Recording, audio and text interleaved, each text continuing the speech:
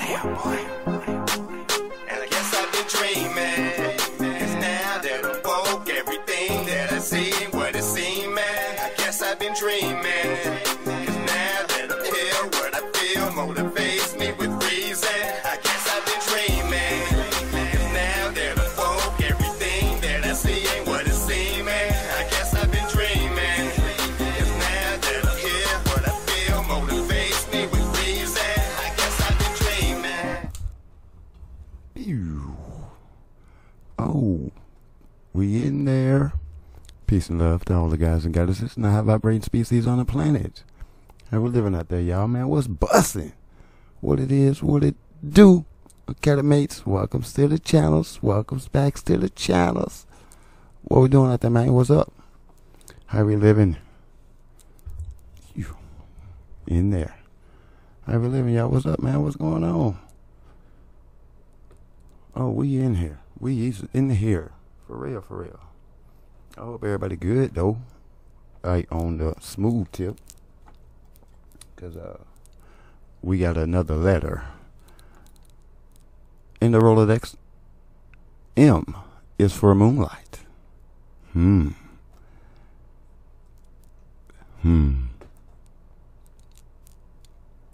So many things I can say about the moon, but this is the actual light of the moon, which is energy, low light energy, lunatic light energy, but also there's some actual upsides to the moonlight as well. It depends on how you receive the energy, for one thing. For two, some people are more drawn to the moon than others. Some people like the sun. Some people are more drawn towards like Earth or the air. You know what I mean? So it's like these different elements of the planet, and the moon has a lot to do with the waters of the planet, especially with women and the cycles, your cycles and stuff. Has a lot to do with that. And the moon and the light kind of throws that off, and there's a reason behind that. For some of you ladies out there that you know what I'm saying, your spin is kind of off. If you don't know, now you know. If you came here, of course, if you know what I'm saying, you're joining the academy, check into that. You know what I mean? So there may be some ways that you can kind of counteract or go with the flow of how the moon is reacting. You know what I mean? It may have something to do with your mood and how you're swinging. For the guys, it's gonna be neural, buddy. It's right up here. So you know what I'm saying? Especially with that full moon light, yeah, people tend to go a little kook, but not everybody. So you know what I'm saying? It's different strokes for different folks. But we gonna see what the SCP Foundation got to say about it, because over here we're dealing with the realm of the monster. So this Moonlight might be on some other, and it's SCP-7470.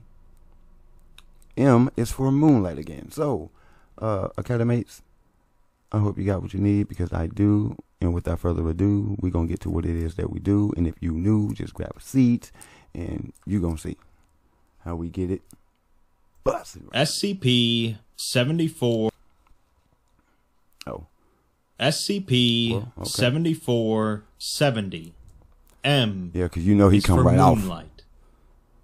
The moon, much like the sun, has obviously been one of the most culturally significant and symbolic aspects of human life since the dawn of our species. Practically every culture has attributed some belief. Okay. I'm going to try not to do it. Bear with me, class. I'm going to try not to do it. All right, so when we talking about species here, we can't include all species, because there are species that's been around and around and around for a long period of time. You know what I mean? And then in such dimensions that's outside of time, the times are different. So in them light years, time is, I'm telling you. So, I mean, like even, okay, so for example, even in the Bible, the Yahweh, his days are like 1,000, what was it? 1,000 years makes a day, where in the dimension that he's in, right? So that's like why, I'm not going to say why, because I'm not going to get into it, but it's like Adam living 937 years or 36 odd years or whatever, right? So like technically he didn't live an entire day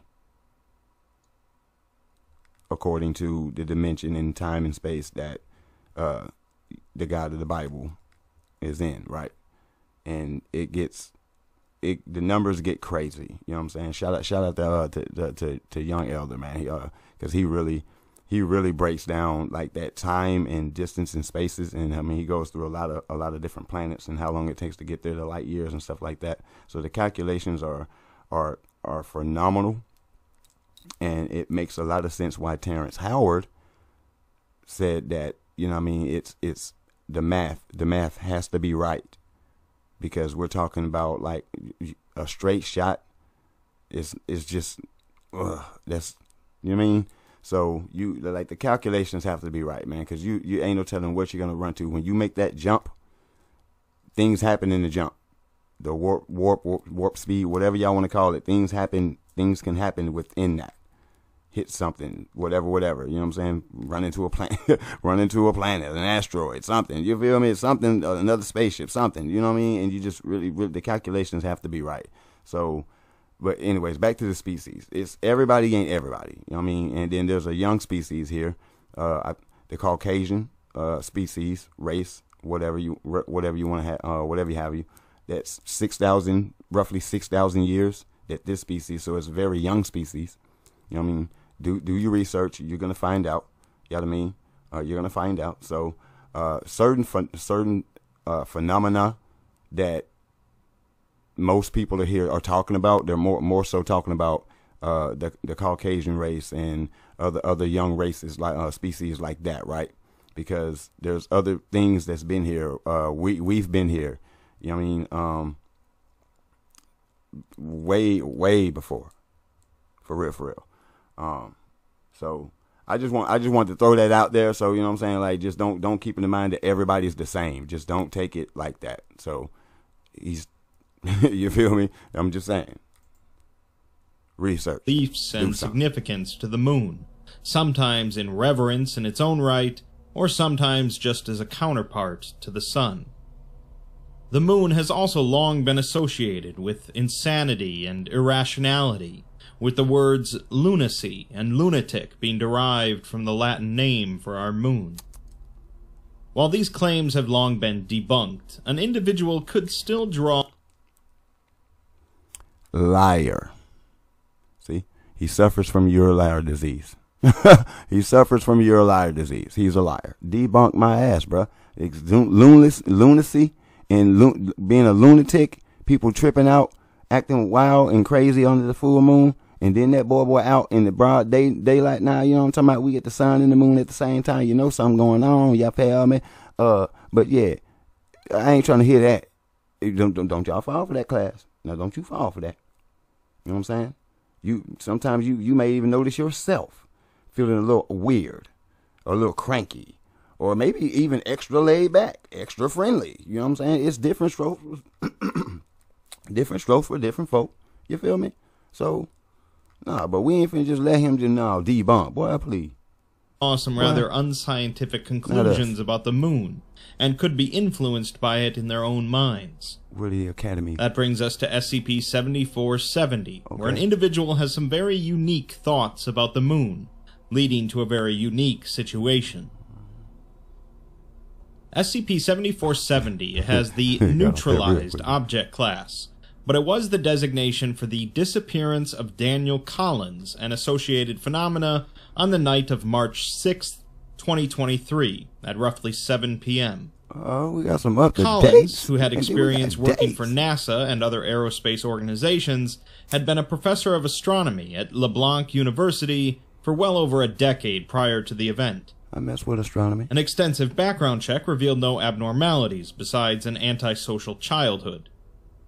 Prior to the event, Collins had been conducting an extensive study on lunar activities using university funds, with an emphasis on the annual variations of orbital patterns. You gonna share some findings? The exact nature of his research was never fully disclosed to the faculty or student body, however, and his findings were expected to be revealed during the lecture that resulted in his disappearance. Well, let's have it, shall we?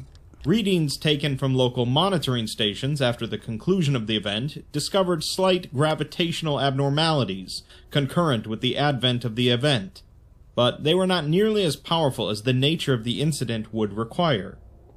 Like the what? current theory is that the event generated a localized spatial/temporal anomaly to reduce damage caused by its gravity on planet Earth, but this cannot be confirmed. Following the conclusion of the event, the Moon now possesses an inverted synchronous rotation, so that its far hemisphere, known as the dark side of the Moon, orbits facing the Earth. Foundation-operated astronomical divisions have been placed on notice should future incidents arise, and disinformation campaigns are suppressing ongoing public alarm. We're then given a log of a recording of the event, captured by a member in the audience during Collins' lecture at LeBlanc University. In attendance were 54 students, faculty, and members of the public, with this footage recovered by Foundation cleanup crews following the incident. Collins comes on stage to applause and steps up to the podium, thanking everyone for coming despite the less-than-ideal weather. He says that when he was 8, after a particularly nasty bout of night terrors, his mother took him out into the cold Mojave night, sat him down on the dusty rocks, and told him a story. She said that every night, once the sun settles over the horizon, the moon comes out to watch over the earth. It would watch all night and keep all the monsters away, because it could see everything, from the biggest trees to the smallest mice. She even told him that it could see all the fishes of the sea, all the way to the bottom. It was so big and powerful that none of the monsters dared to face it, and of course it could even see him, sitting cozy in his bed, and would watch all night long. Then the sun would come up, chase the moon out of the sky, and bathe the earth in golden light until the next night. He says that he doesn't know where she got that story from, but it did wonders to ease the frightened mind of a child. He jokes that it must be pretty good at its job, since he never saw any monsters around, but the audience remains silent. On his 12th birthday, Apollo 11 put men on the moon, and for the first time he saw the moon not through the dirty lens of a telescope, but live on television.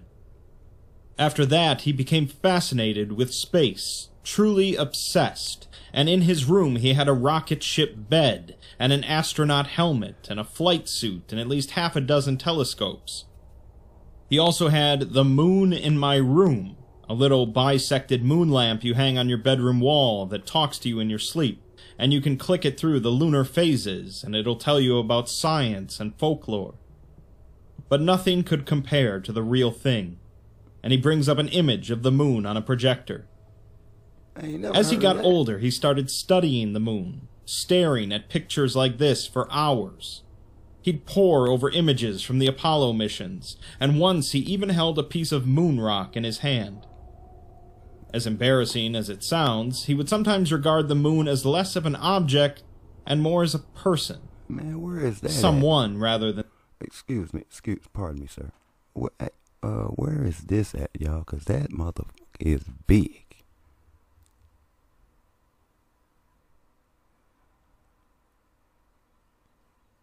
They got to be at somewhere on the planet where it's. I mean, this can't be London. No, can't be London. Cause I've been to London. I don't remember seeing the extra bread out there on the London Bridge.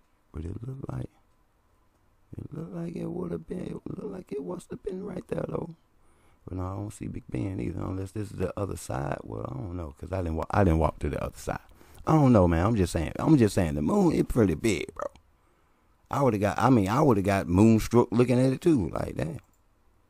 Than something, and he thinks he held a conversation with it on more than one occasion.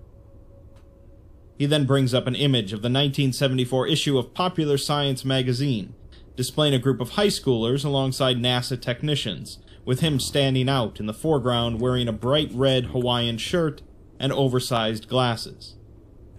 The audience laughs, and Collins chuckles, saying that used to be in style. This was a few years before he got an internship at NASA, and although he was never on the table for the astronaut program, he did work directly under those who were.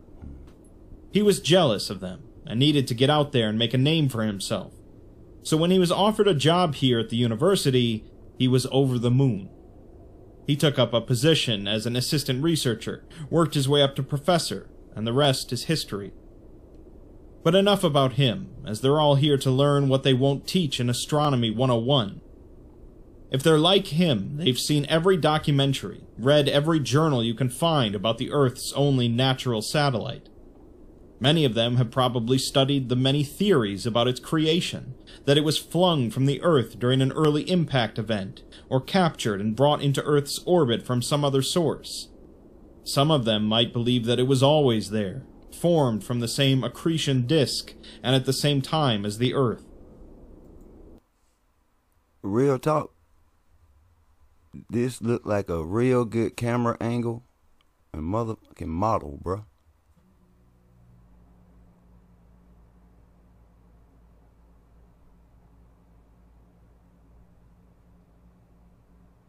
What's this?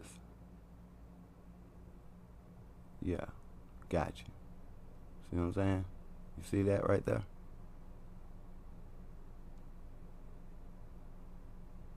Uh-huh. Y'all ain't slick, man, because there go the string holding the motherfucker up, bro. Y'all ain't slick, man. See what I'm saying? See what I'm saying? Y'all always with the spit, man. You feel me, man? Like, come on, man. Who y'all think y'all fooling, man? Y'all ain't fooling nobody with this, man. Get out of here, man.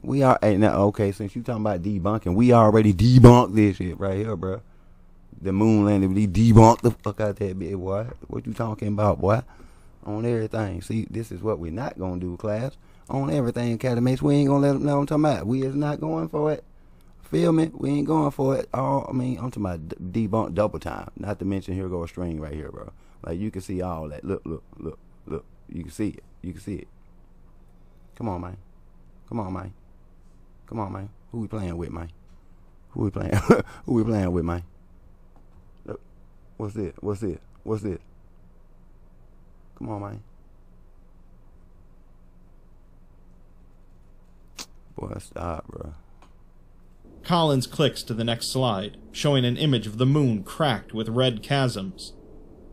He says that this is what the moon would have looked like in its early years, fragile and impure, with rift valleys like this one making it nearly unrecognizable.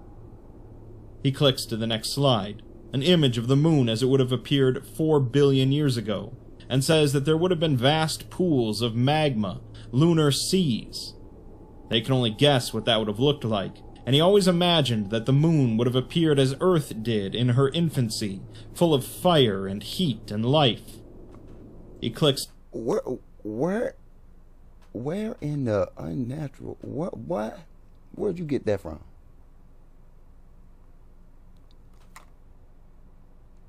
Because we had already bust down, you know what I'm saying? Like, I don't know if everybody know, but you know what I'm saying? Like, you know what I'm saying? You can find out exactly where the moon came from, you know what I'm saying? For real. Man, they got a lot of stuff going on in that joint, too. It's hollow. It's a spaceship on the dark side. They selling you know, they doing stuff, black market stuff on the dark side. That's why we couldn't see it. That's why it never rotated like that. You know what I'm saying? It never spawned. And we never saw the other side of it. Because there was stuff going on the other side of it. You feel? But then there's this other story that says that when such people actually went to the moon, they saw something and they basically got confronted and was like, "Don't come back, or we gonna get on that ace. If you come back up here, we gonna get on that ace. You out your jurisdictions, gets back down there." That's one story. To add with the rest of it. So, you know what I'm saying? Due diligence. Go get some dibs in you. To the next slide, showing a Hawaiian lava flow. The journey. He explains that when solid rock superheats, it becomes a bit like taffy and stretches, becoming something in between a semi-solid and a liquid. The moon would have been amorphous, malleable, and it would have done the same to anything that touched it, assuming it got hot enough. It's hard to believe that the moon could have been anything other than the dead rock it is now, but it was, for millions of years. Moving on to more recent history, man has known of the moon as long as they've known each other, and it's been the centerpiece of countless fables, symbols, and religions. It has captured and mystified us longer than we can measure, and he clicks to the next slide, showing a grainy, distorted image of the moon. He explains that this is the first image of the far side of the moon, as photographed by the Soviet probe Luna 3. The first to see this were the Russians in '59, who later mapped it in '60, and by all accounts they were the first humans in history to have seen the entirety of the moon. They should have been, but they weren't, as he saw it almost 5 years before the Soviets, in the twilight hours of the early night. That time when the space on the horizon where the sun used to occupy is still fiery yellow, before the blues and blacks of night swallow up the sky. It's then when the moon is most prominent, right as it peaks up above the tree line. On this particular night, it felt so close, like he could just reach up and touch it. He then shifts his speech to begin referring to the moon as you. He said, I've heard of such things that there's, you know what I'm saying, like the places where I'm telling you, like that's why I said that, like, man, it's places where I heard the moon was bigger, like damn near like you could touch it. For real. Like, I don't know how true them stars is. I ain't really did, you know what I'm saying, much digging on it. I guess I just left it with the awe of the thought. You know what I mean? It's just like, wow, that's. But these days, man, I've actually seen with my own retinas, man, the moon been doing some weird shit, for real. Like, I've been seeing the moon been on some other stuff, bro, for real. I'm talking about, like, I mean, not like necessarily following me, but it's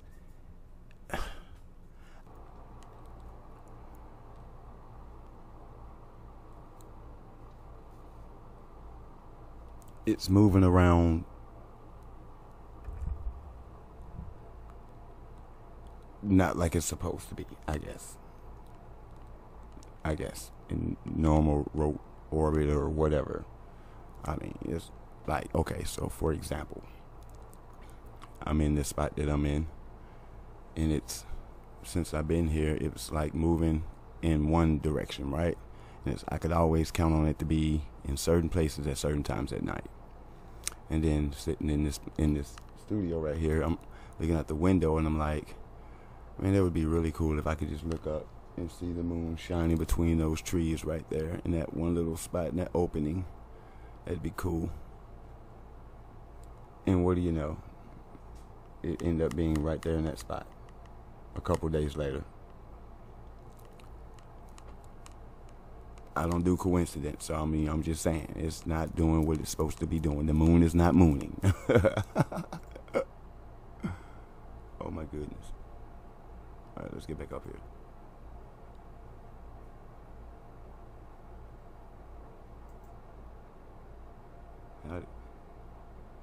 To him. But it was a fleeting moment, and was gone in an instant.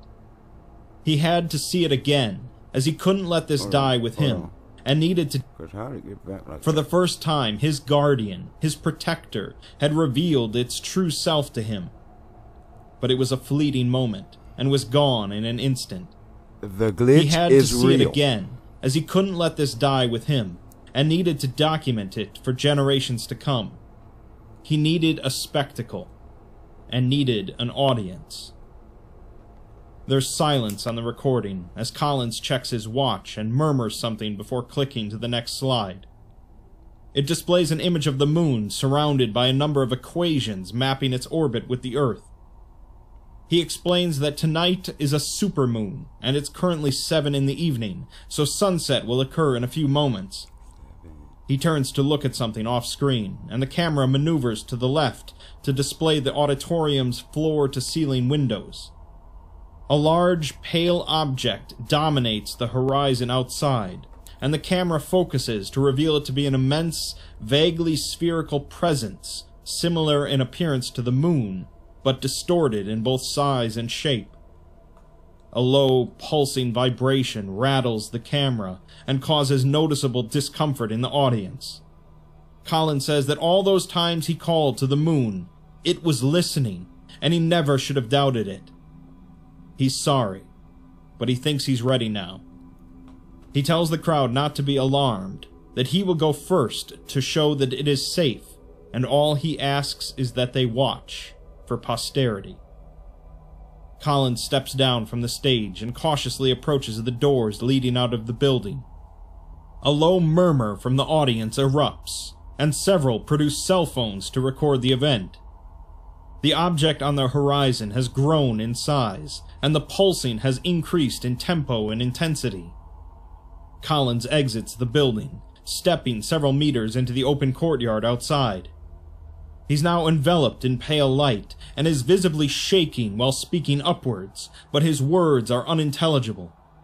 The presence is directly above him, as the building's power cuts, and the room is bathed in pale light. Collins' body begins being pulled upwards by an invisible force. He is elongated, and his torso stretches towards the presence above. He opens his mouth to scream, releasing a semi-liquefied, red-tinged slurry of blood and internal organs. The substance demonstrates non-Newtonian properties, initially falling to the ground as a solid, before gradually softening and levitating alongside Collins' upper torso. The audience erupts in screams as the ambient pulsing increases to a deafening volume.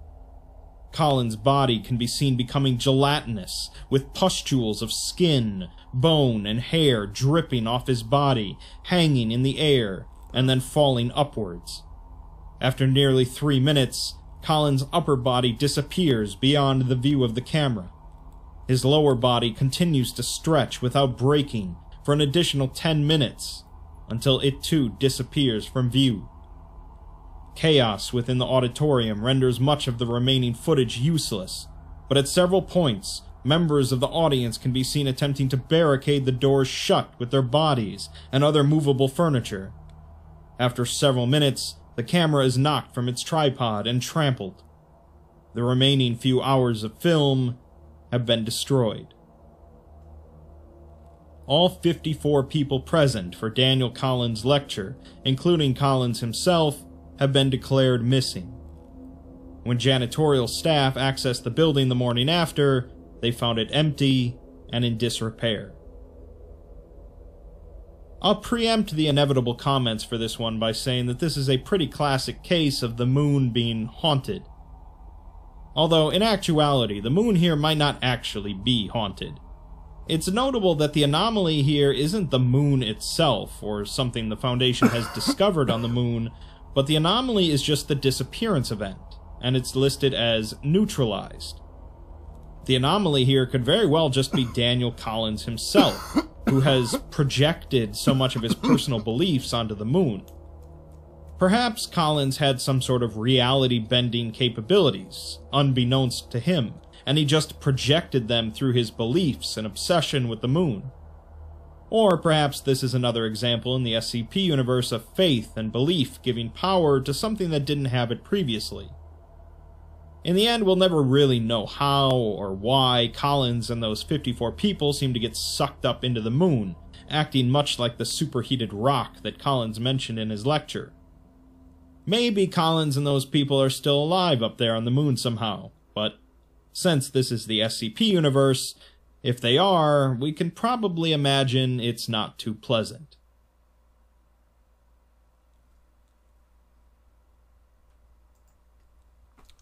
And Catamates, there you have it. I got one for you. Let me take a swing of that one. Collins may have been an extraterrestrial, and Buddy came to get him some cadavers.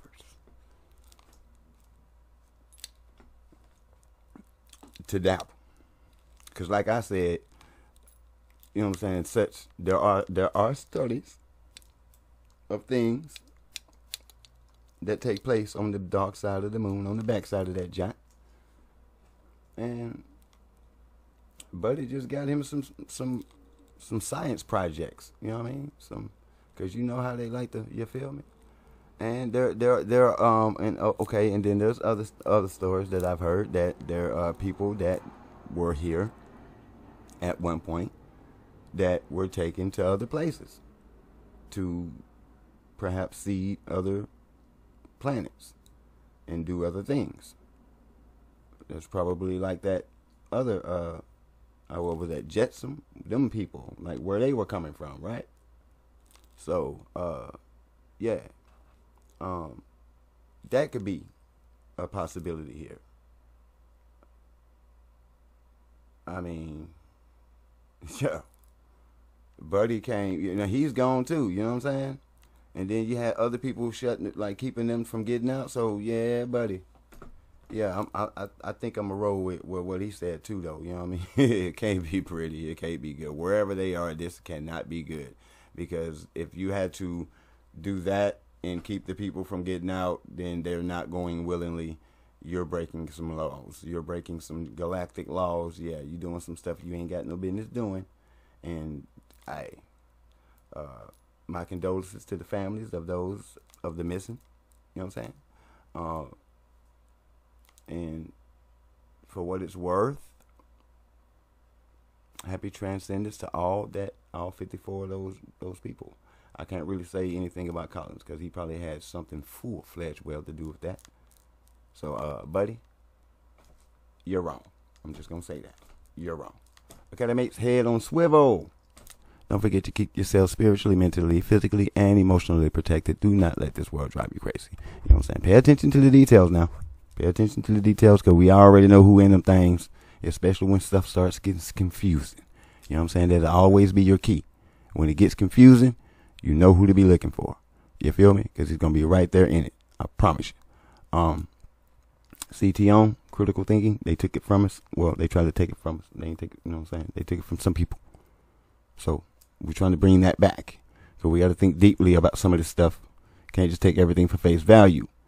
I do not condone that you believe anything that comes through this channel. I ask only that you do your own due diligence. You know what I mean? You have your own discernment. You have your own intuition. You feel me? And the due diligence. Yeah. You stack that on, you be all right. Keep that oil with you. Operate in love. That's what that is. You know what I'm talking about? Keep that with you. You're gonna be all right. Stay in the green. Green vibes, high vibes. You know what I'm saying? Stay up there. Yeah. And we're gonna be all right. Okay? Peace and love, all the guys and goddesses, and all the high vibrating species on the planet.